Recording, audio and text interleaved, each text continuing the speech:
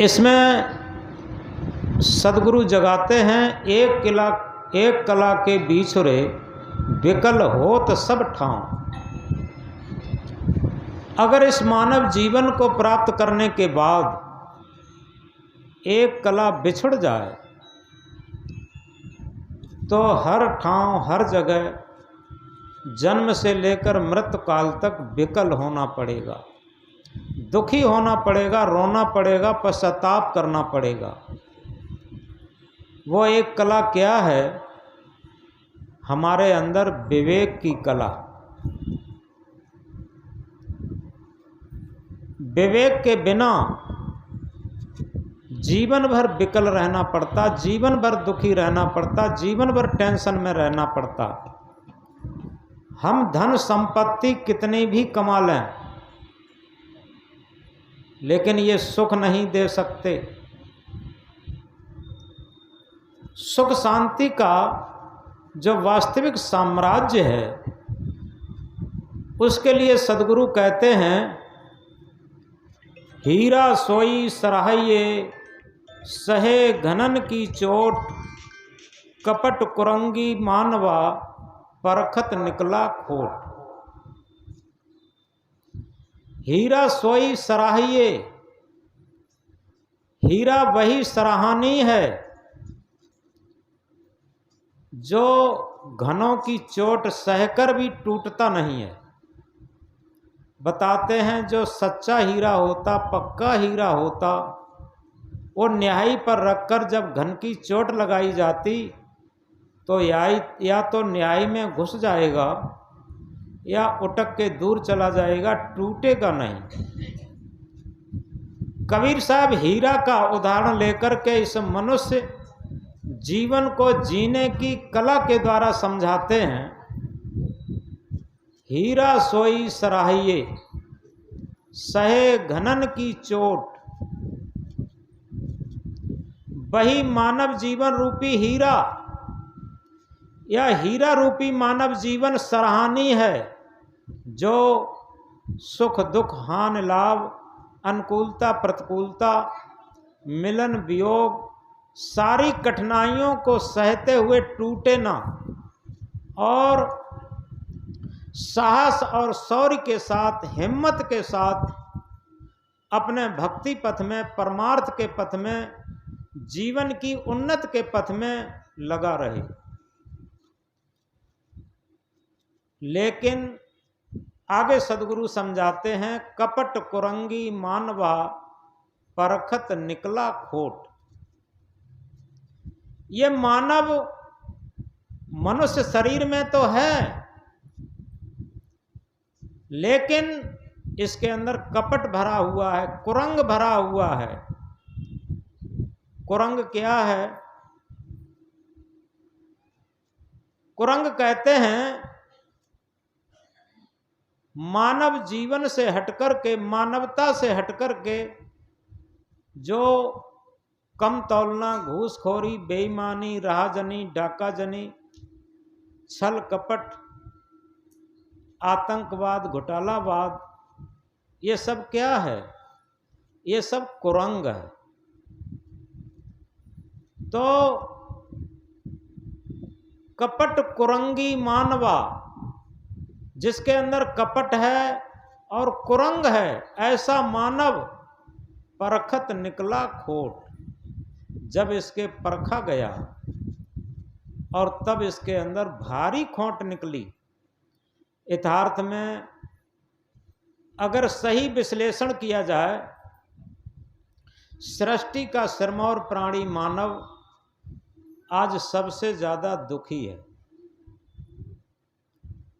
क्योंकि जब तक ये कमाने धमाने लायक रहता है, परिवार समाज के स्वार्थ चलाने लायक रहता है, तब तक तो इसे थोड़ा प्रेम मिलता है और उसी प्रेम में ये ऐसा बेहवल हो जाता, व्याकुल हो जाता कि सारे पाप कर्म करते हुए भी वो अघाता नहीं और पाप के संस्कार करते हुए जिस महल मकान को खड़ा किया, जो सारी संपत्ति खड़ी की, और जब उसके दूसरे लोग अधिकारी हो जाते हैं और जिस मालिक ने बनाया वो नंबर 2 का हो जाता है, उसे कुछ कहने का अधिकार नहीं रहता, तब बड़े बड़े आंसुओं से पश्चाताप कर कर के रोता है। क्योंकि ये सारी चीजें बनाने में उसने अपने सारे संस्कार बिगाड़ लिए, और रात दिन वही संस्कार कचोटन करते हैं जीवन में, वही संस्कार दुख देते हैं और पश्चाताप कराते हैं। तो इसलिए सदगुरु जगाते हैं कि हीरा सोई सराहिए सहे घनन की चोट। यथार्थ में मानव जीवन हीरा के समान है। कितनी भी कठिनाई आए, परेशानी आए, लेकिन उन सारी कठिनाई, विपत्ति, परेशानियों में अपना मानवता धर्म न छोड़े, अपनी भक्ति न छोड़े, परमार्थ का कार्य न छोड़े, तब तो समझो वो हीरा के समान जीवन है।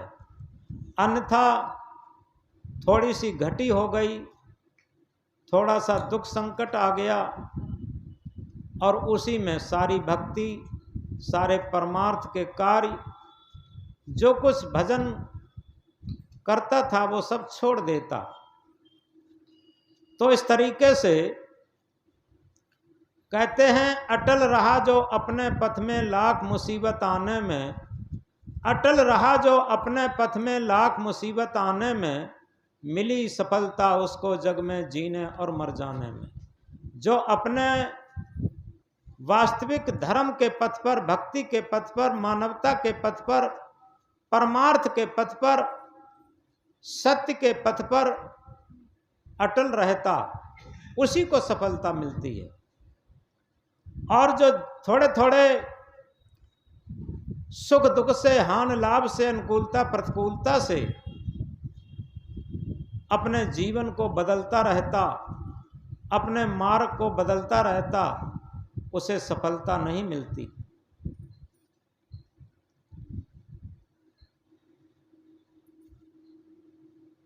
तो इस प्रकार इन सब का जो मेन सूत्र है वो है,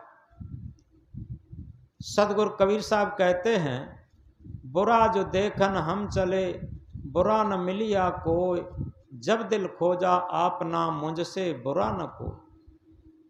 यथार्थ में ज्ञानी वो नहीं है जिसने वेद शास्त्र, उपनिषद, गीता, रामायण, भागवत, बीजक सब कंठस्थ कर लिया। बहुत बड़े भजन गायक, कलाकार है, बहुत बड़ा प्रवक्ता है, वो ज्ञानी नहीं है। ज्ञानी वो है जो निरंतर अपनी गलतियों को, अपने अवगुणों को, अपने विकारों को देख देख करके निकालने का प्रयत्न करता, वो ज्ञानी। इस तरीके से जो सच्चा ज्ञानी है वो निरंतर अपने अवगुणों को देखेगा और देख देख करके निकालने का प्रयत्न करेगा। और अज्ञानी क्या करता है, अपने अवगुणों को वाक्पटुता से ढांकने का प्रयास करेगा और दूसरे के अवगुणों को उद्धृत करेगा, उसका व्याख्या करेगा। एक छोटी सी कहानी से समझेंगे। महाभारत काल में एक दिन गुरु द्रोणाचार्य ने युधिष्ठिर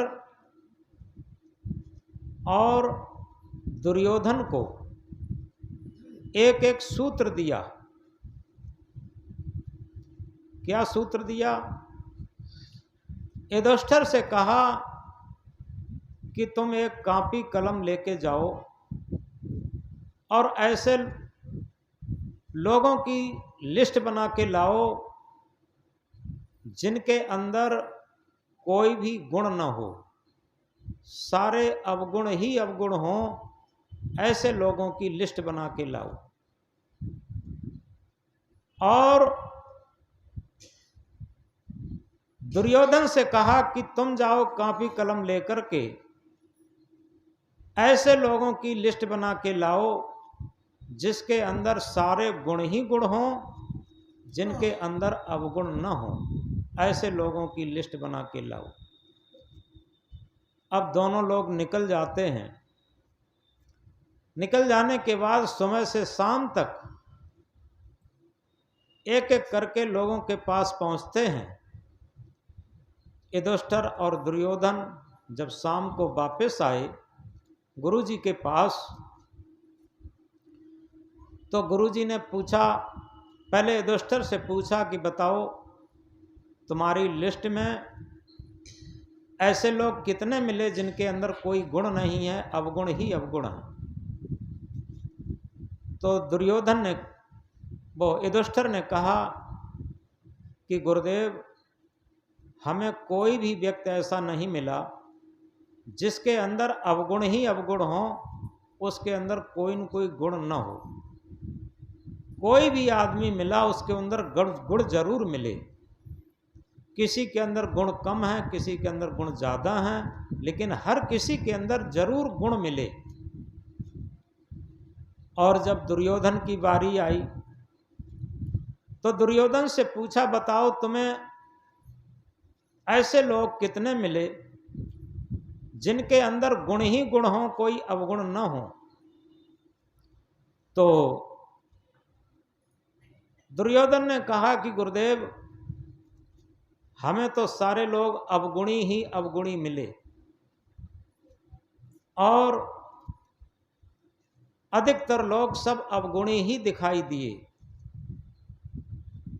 तो गुरुजी ने कहा कि देखो, यही अपने अपने चश्मे की बात होती है कि अगर हमारे अंदर सकारात्मक विचार हैं, सारग्राही विचार हैं, इस विशाल संसार में विष अमृत भंडार, गुणग्राही को सुधा है, बाकी विषय विकार। इस पूरे संसार में विष और अमृत के भंडार हैं, गुण और अवगुण के भंडार हैं। अगर हम सारग्राही हैं तो हमें हर जगह सद्गुण मिल ही जाएंगे, और असारग्राही हैं तो हर जगह अवगुण मिल ही जाएंगे। जिस तरीके से आप लोगों ने देखा होगा, एक मधुमक्खी होती है, एक साधारण मक्खी होती है। मधुमक्खी जहां भी जाती है पुष्प पर बैठ करके शहद को ग्रहण करती। आज भी मधुमक्खी के लिए पुष्प और शहद की कमी नहीं है, क्योंकि वो शहद को ग्रहण करती, सारग्राही है। और साधारण मक्खी जहां भी जाती है खोज करके गंदगी को ढूंढती है और गंदगी पर बैठती है। साधारण मक्खी के लिए कहीं गंदगी की कमी नहीं है। इसलिए ये विवेक का सूत्र है, जिसे हम कह रहे थे, एक कला के बिछुरे विकल होत सब ठाव। मनुष्य के अंदर एक कला अगर बिछुड़ गई, जिसे विवेक कला कहते हैं, ज्ञान कला कहते हैं, और वो बिछुड़ जाती है तो हर जगह विकल होना पड़ता, दुखी होना पड़ता, रोना पड़ता, पश्चाताप करना पड़ता। तो ये विवेक की कला है कि हम सारग्राही बने, हम अपने अंदर सकारात्मक विचारों की ऊर्जा भरें। क्योंकि होता क्या है कि हम अपने अंदर तो गुण ही गुण देखते हैं और दूसरे के अंदर अवगुण ही अवगुण देखते हैं। ये अविवेक की कला है, विवेक की कला नहीं है। जब भी हम देखना शुरू करें तो अपने अंदर अवगुण देखने का प्रयास करें, अपनी गलतियों को देखने का प्रयास करें और दूसरे के अंदर गुणों को देखने का प्रयास करें। ये विवेक दृष्टि है। जब हमारे अंदर विवेक दृष्टि जग जाएगी तो क्या होगा? हमारा जीवन सद्गुणों का भंडार होगा, शहद का भंडार होगा, भक्ति का भंडार होगा, मानवता का भंडार होगा, शांति का भंडार होगा। और अगर हम असारग्राही हो गए, कबीर साहब ने कहा साधु ऐसा चाहिए, आगे जी छोटे छोटे बच्चा पीछे हटाओ, बोलो सदगुरु कबीर साहब की। सदगुरु कबीर साहब ने कहा साधु ऐसा चाहिए जैसा सूप स्वभाव। साधु किसी ड्रेस को नहीं कहते, आप लोग भी साधु हैं। जो साधना करे वो साधु, केवल ड्रेस में आ गया वो साधु नहीं।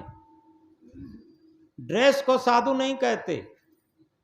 जो अपनी मन इंद्रियों को साध करके आत्मा के तल पर जीवन जीता है, भक्ति के तल पर जीवन जीता है, परमार्थ के तल पर जीवन जीता है, वही साधु। अन्यथा मन के और इंद्रियों के गुलामी में जीवन जीता है वो असाधु, वो भले ही ड्रेस पहने हो।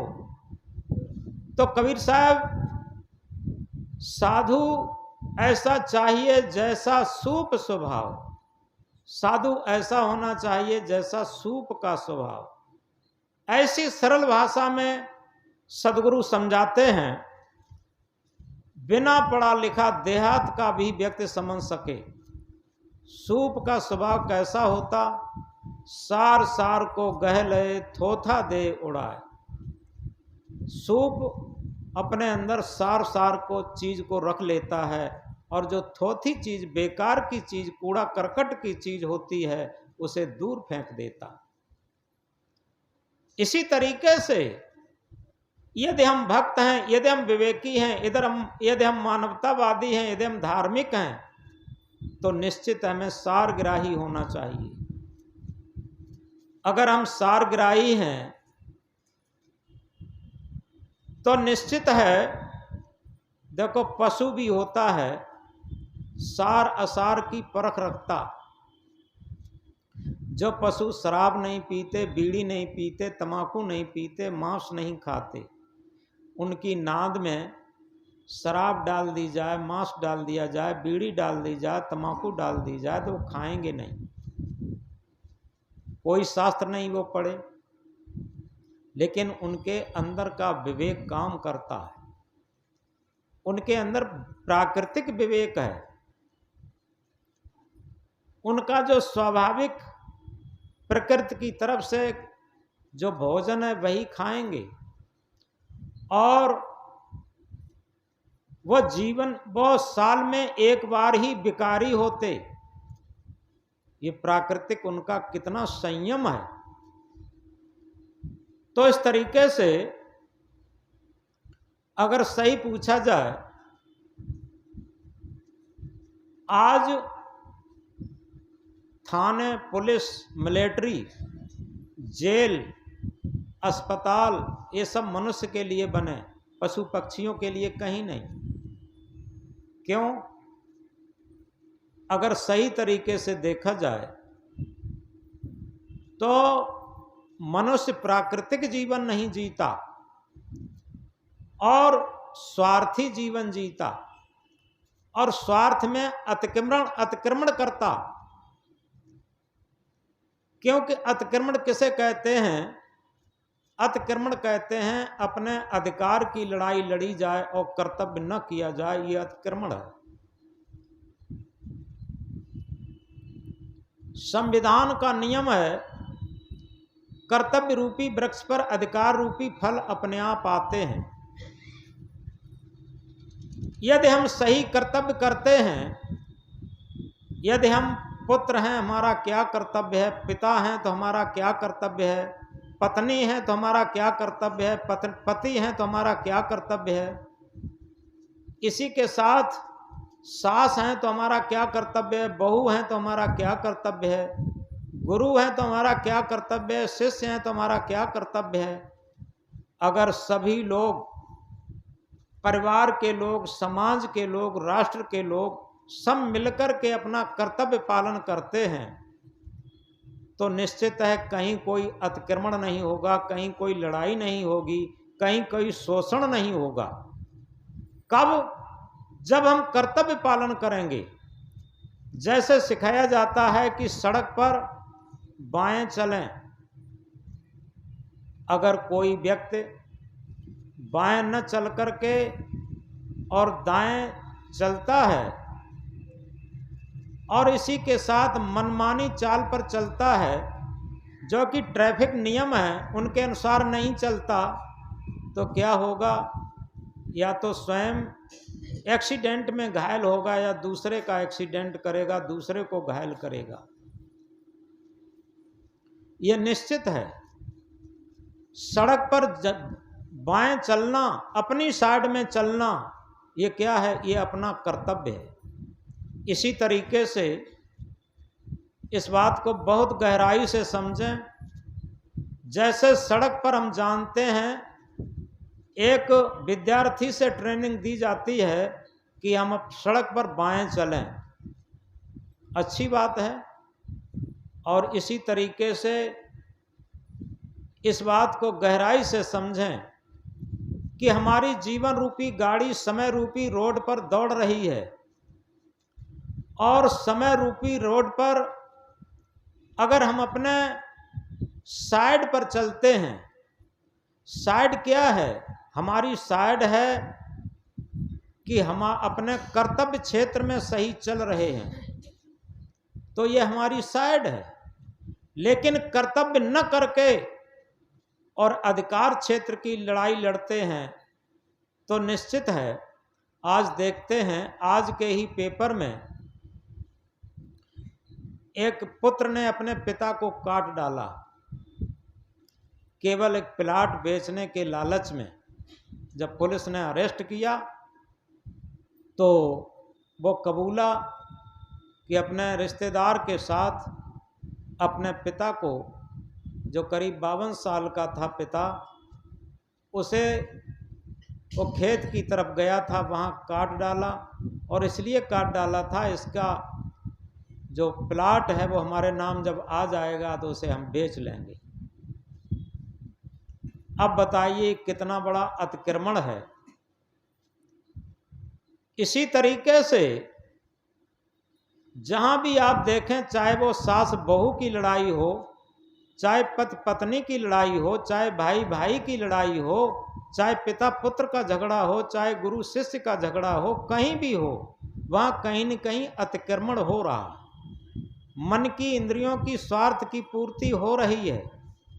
तो इस तरीके से जो अतिक्रमण हो रहा है वह निश्चित है अधर्म की तरफ जाता है, अविवेक की तरफ जाता है, अज्ञान की तरफ जाता है। चाहे कितना भी वो ज्ञान जानता हो, वो ज्ञान 0/0 है। और जब वो अपना सही कर्तव्य करता है तो निश्चित है वो अपनी साइड में चलता। और उसकी सच्ची साइड क्या है? अपने आत्मा के विवेक पर निर्णय करके जो कार्य किया जाता है वो अपनी साइड में चला जाता। जैसे हम किसी की गाली पसंद नहीं करते तो हम किसी को गाली न दें। ये क्या है? ये अपनी साइड में चलना। समय रूपी रोड पर जीवन रूपी गाड़ी दौड़ रही है और समय रूपी रोड पर अपनी साइड पर चलना है। क्या कि जब हम किसी की गाली पसंद नहीं करते तो अपनी साइड पर चलना है कि हम किसी को गाली न दें। हम चाहते हैं कि हमारी कोई चोरी न करे तो हम दूसरे की चोरी न करें। हम चाहते हैं हमारी कोई बेईमानी न करे तो हम किसी की बेईमानी न करें। हम चाहते हैं कि हमारी बहन बेटी पर कोई कुदृष्टि न डाले तो हमें चाहिए कि हम दूसरे की बहन बेटी पर कुदृष्टि न डालें।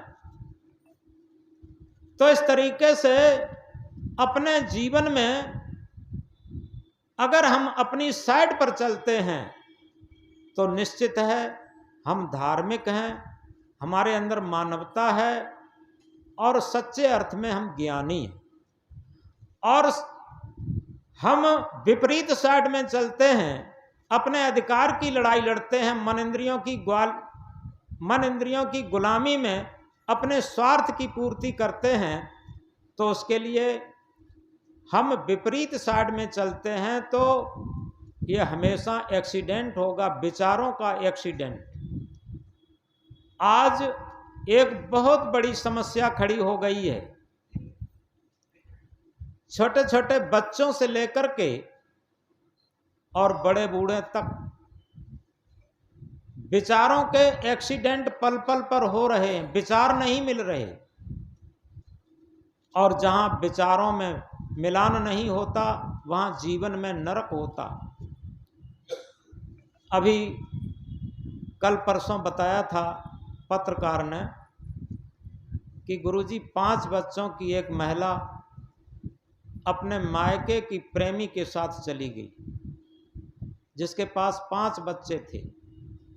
5 बच्चों का प्यार दुलार छोड़ करके और अपने प्रेमी के साथ चली गई।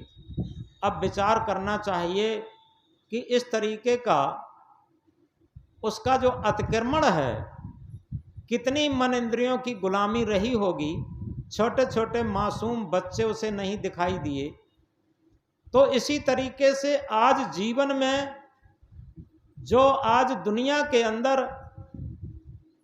हर किसी के जीवन में जो दुख का साम्राज्य छाया है, दुख के बादल छाए हैं, संशय के बादल छाए हैं और भय के बादल छाए हैं, वो इसीलिए हैं कि आज हम अपना अपना कर्तव्य सही तरीके से नहीं कर रहे हैं और समय रूपी रोड पर अपनी साइड से नहीं चल रहे, अपनी जीवन रूपी गाड़ी नहीं चला रहे हैं। तो निश्चित है कि विचारों में भिन्नता होगी। जब विचारों में भिन्नता होती है तो सामंजस्य नहीं रहता, केवल कलह, लड़ाई, झगड़ा, छल, फरेब, यही सब आता है। और इसके आने से हमारा जीवन नरक हो जाता। हम कहीं भी हो, इससे मतलब नहीं है कितने भजन हम गा लेते हैं, कितने भजन हमें याद हैं, कितने भजन हम बना लेते हैं, कितना हम प्रवचन कर लेते हैं, कितने लोग हमें गुरु कहते हैं, कितने लोग हमें मान सम्मान देते हैं। ये बहुत बड़ी बात नहीं है। बहुत बड़ी बात यह है कि अपनी जीवन रूपी गाड़ी को अपनी आत्मा की साइड में चला रहे कि मन इंद्रियों की गुलामी की साइड में चला रहे। इस बात को बहुत गहराई से समझें। अगर जीवन रूपी गाड़ी हमारी सत्य आत्मा के साइड में चल रही है तो निश्चित है हम धार्मिक भी हैं, हम भक्त भी हैं, हम मानवतावादी भी हैं और हमारा जीवन शांति के, मुक्त के, कल्याण के लक्ष्य पर चल रहा है अपने आप और स्वाभाविक। तो इस तरीके से हम कह रहे थे, हीरा सोई सराहिए सहे घनन की चोट, कपट कुरंगी मानवा परखत निकला खोट। यथार्थ में सदगुरु कबीर साहब हीरा का उदाहरण देकर के, हीरा बहुत मजबूत पत्थर होता है और बहुत कीमती पत्थर होता है, वह टूटता नहीं किसी कीमत पर। इसी तरीके से ये मानव जीवन भी हीरा के समान है। भजन में गाया जाता है, हीरा हेरा गयो कचरे में। कौन सा हीरा? ये मानव जीवन एक हीरा के समान है और ये कचरे में हेरा गया। कचरा क्या है? मन इंद्रियों की गुलामी। मन इंद्रियों की गुलामी में ये पूरा का पूरा गुम हो जाता। तो इसलिए अगर सही धार्मिक बनना चाहते हैं, शांति के पथ पर चलना चाहते हैं, मुक्ति के पथ पर, कल्याण के पथ पर चलना चाहते हैं, तो मत मजहब से हटकर के हम निष्पक्ष हों। क्यों? क्या लगता है कि हमारी पोथी, हमारा गुरु हमें पार कर देगा, लेकिन इस भ्रम में नहीं रहें। दुनिया में कोई भी गुरु किसी को पार नहीं कर सकता, कोई भी गुरु किसी के पाप नहीं काट सकता। इस बात को गहराई से समझें। दुनिया में सबसे उपकारी हमारी माँ होती है। माँ हमें हमारे मुंह में दूध दे देती है, ग्रास दे देती है, लेकिन निगलना हमको पड़ता। गुरु हमें रास्ता बता सकते हैं और उस रास्ते पर चलना हमें पड़ेगा। जिस तरीके से माँ ग्रास दे देती है, दूध दे देती है, तो निगलना हमको पड़ता है, माँ निगल नहीं पाएगी। इसी तरीके से संत सदगुरु रूपी माँ हमें साधना रूपी ग्रास बता देते हैं, सूत्र रूपी ग्रास बता देते हैं, और उस पर चलना हमको पड़ता। जब तक उस पर हम चलेंगे नहीं, तब तक हम मंजिल पर पहुंचेंगे नहीं, याद रखें। इसलिए सदगुरु कबीर देव कहते हैं, कर बहिया बल आपनी छाड़ बिरानी आस, जाके आंगन नदिया बहे सोकस मरे प्यास।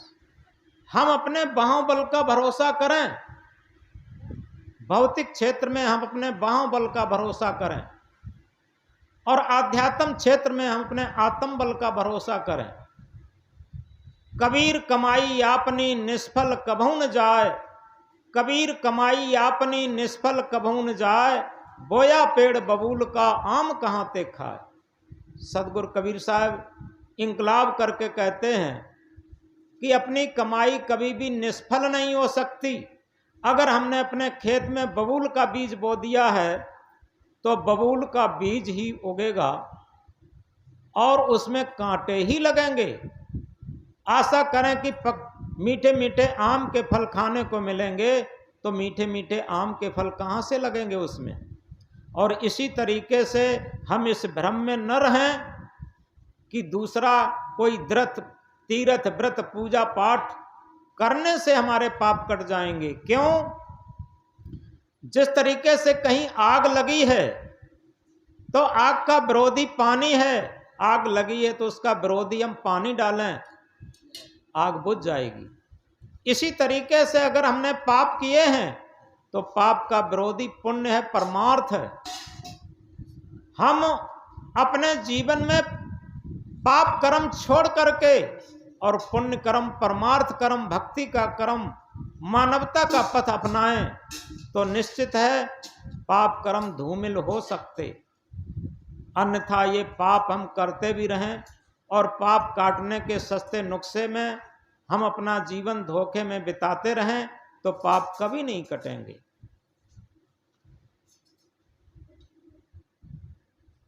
इसलिए अपने जीवन को समझने के लिए हम इस बात को गहराई से समझें कि एक छोटी सी बात,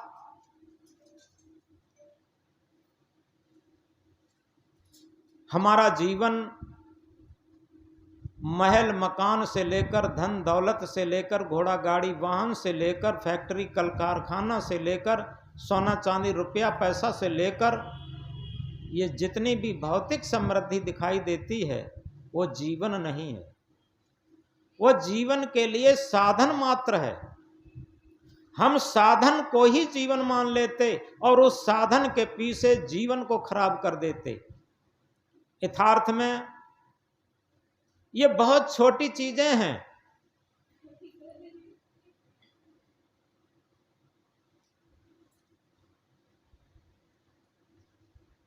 देखो, आपको एक छोटी सी महत्वपूर्ण बात बताएं।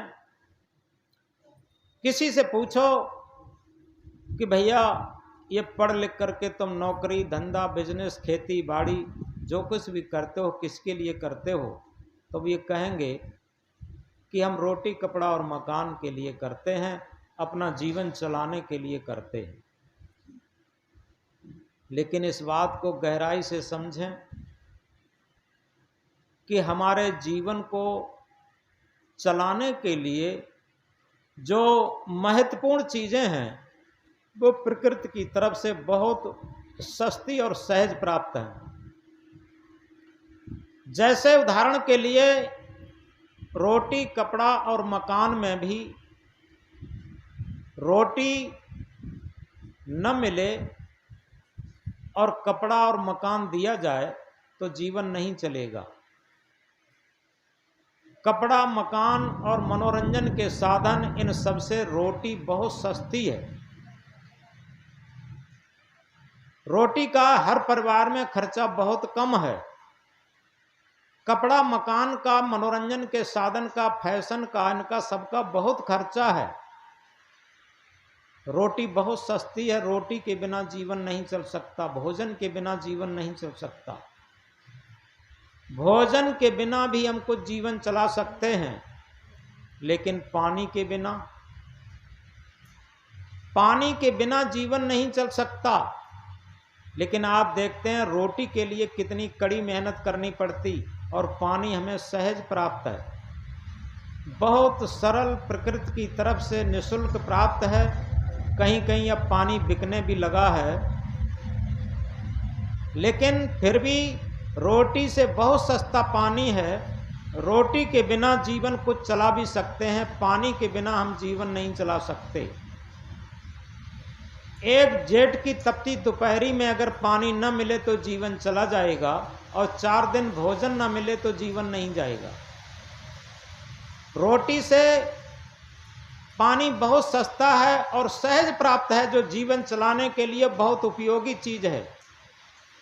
और कुछ समय पानी भी न मिले तो जीवन चलेगा, लेकिन ऑक्सीजन न मिले तो थोड़ी ही देर में जीवन घुट जाएगा और जीवन खत्म हो जाएगा। पानी से कई गुना ऑक्सीजन सस्ती है, जिसे श्वास कहते हैं। जहाँ हम घर में हैं, सफर में हैं, लेटे हैं, बैठे हैं, वहीं हमें सहज में पानी प्राप्त हो जाए, वो ऑक्सीजन प्राप्त हो जाएगी।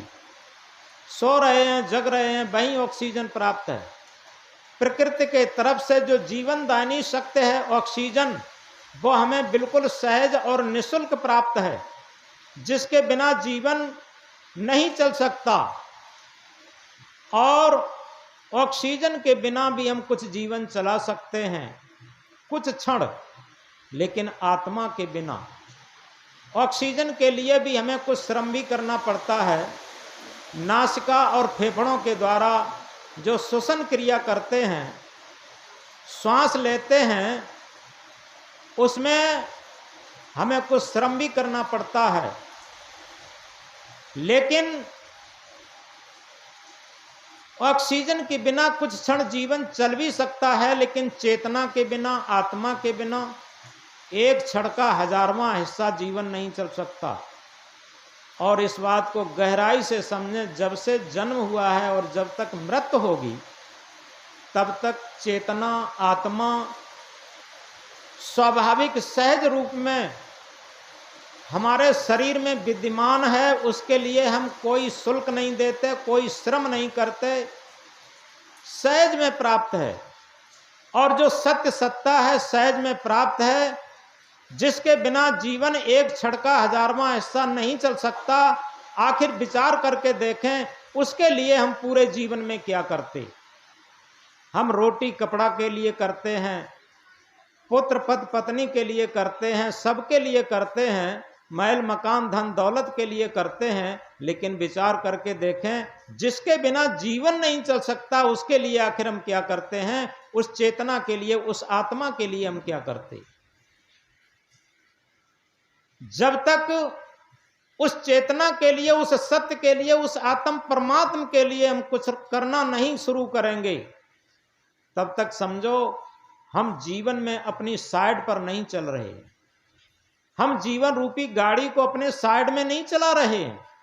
और इसीलिए कहा, जो अंतिम सूत्र है, भौतिकता के साथ साथ आध्यात्म को भी लेता चल, भौतिकता के साथ साथ आध्यात्म को भी लेता चल, जड़ विषयों से हट करके चेतन स्वरूप में रमता चल। हम भौतिक जीवन के साथ साथ आध्यात्मिक जीवन भी चलाएं। इसमें यह बात नहीं है कि हम गृहस्थी में हैं, विरक्ति में हैं, किस में हैं, यह कोई मतलब नहीं रखता। हम जीवन को प्राप्त हैं। हमारे जीवन में सत्य सत्ता का, आत्मा का बहुत महत्व है। हम आत्मा का भी जीवन जी के चलें।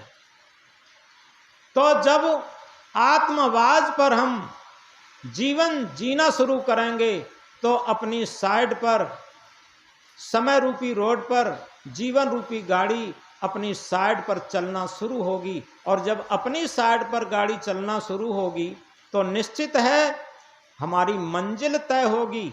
मंजिल क्या है? जिस सुख के लिए हम जन्म से लेकर मृत्युकाल तक दौड़ते रहे, आखिर वो सुख हमें कहाँ मिला? किसी बूढ़े व्यक्ति से हम पूछें कि भैया बताओ, तुम तो बूढ़े व्यक्ति हो, पूरे जीवन सुख के लिए दौड़ते रहे, तुम्हें सुख कितना मिला, कहाँ है, दिखाओ। तो वो कहेगा सुख के लिए हम तैयारी तो करते रहे, जीवन में पूरा जीवन सुख के लिए दौड़ते रहे, लेकिन सुख के बदले में हमें दुख ही मिला। तो इस प्रकार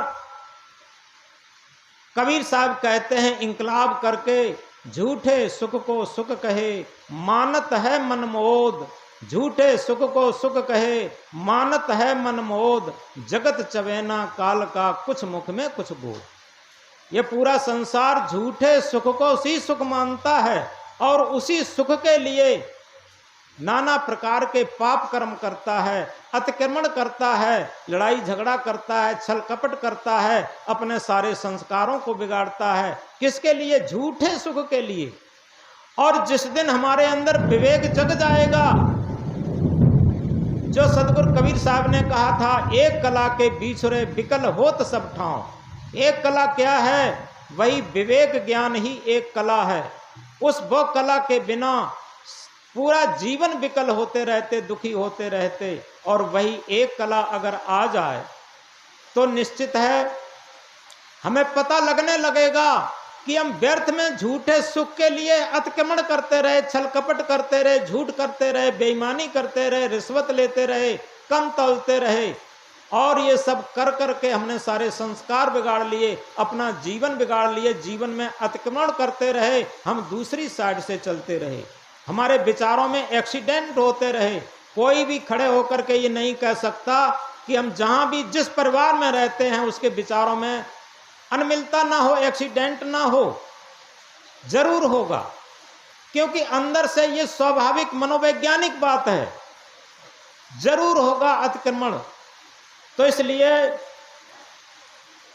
इन सूत्रों को हम सही तरीके से समझें। क्या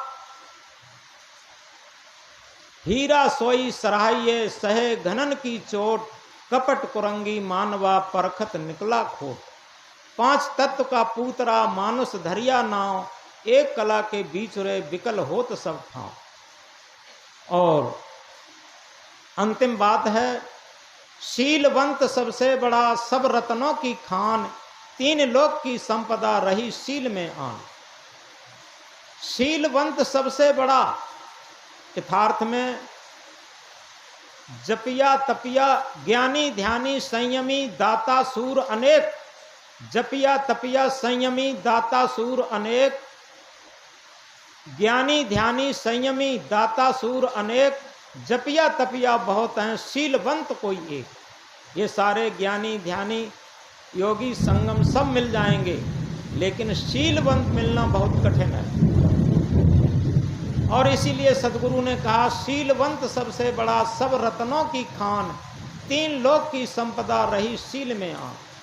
दुनिया में शीलवंत ही सबसे बड़ा है।